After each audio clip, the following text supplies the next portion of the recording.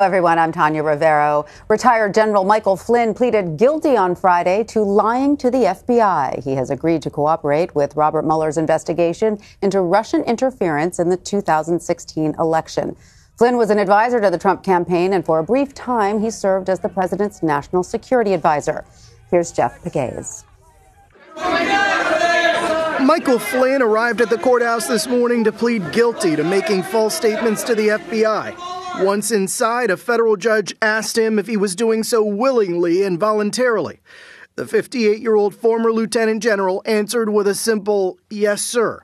According to court papers, Flynn lied to FBI agents about the details of two phone calls he had with then Russian ambassador to the U.S., Sergei Kislyak, during the presidential transition. CBS News has learned Flynn was directed to make the first call by President Trump's son-in-law, Jared Kushner, described in court papers as a very senior member of the transition team. On December 22, 2016, Flynn called Kislyak to urge Russia to delay or defeat a United Nations resolution concerning Israeli settlements.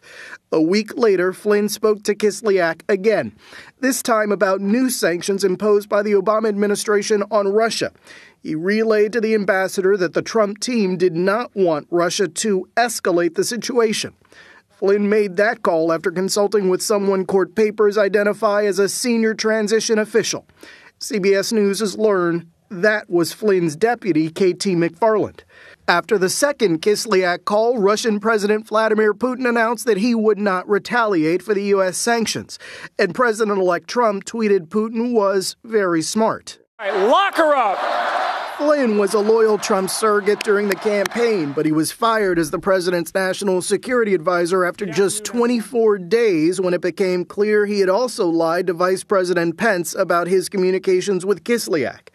Pence had publicly said they did not discuss sanctions. It was strictly coincidental that they had a conversation. They did not discuss anything having to do with the United States' decision to expel diplomats or impose a censure against Russia. Flynn's plea deal with the special counsel's office requires him to cooperate with the investigation. In a statement today, Flynn said his actions were wrong and his guilty plea was in the best interest of my family and of our country. What does Flynn's cooperation signal about the direction of this investigation? Signals it's going forward and it's moving and advancing very quickly.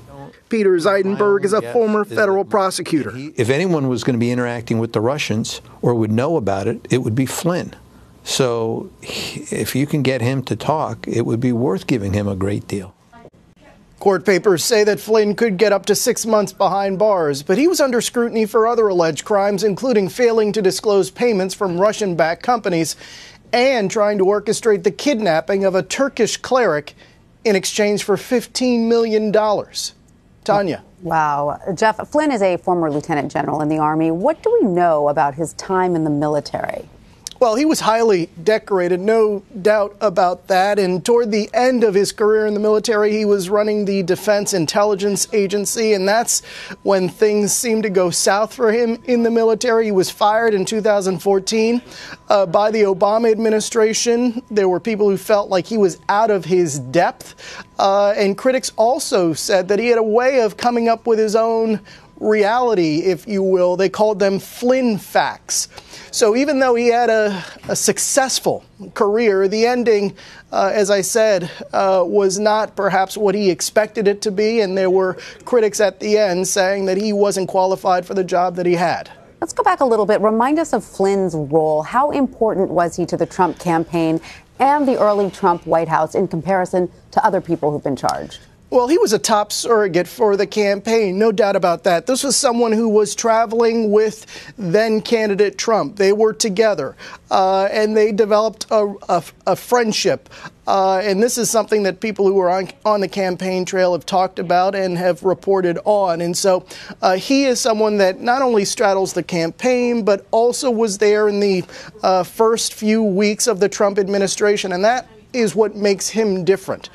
We had the indictments against Paul Manafort, the former campaign chairman, and Rick Gates, who was his business associate and also worked in the campaign, and George Papadopoulos, who was the foreign policy, or at least one of them, advisor to the campaign. And so these were people who were connected to the campaign.